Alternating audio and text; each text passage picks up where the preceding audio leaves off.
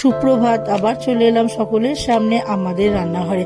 আজকে আমি তৈরি করে দেখাবো মৌরলা মাছের মাখা ঝাল। মৌরলা মাছগুলো প্রথমে ভালো করে পেটটা পরিষ্কার করে ভালো করে ধুয়ে বেছে নেব।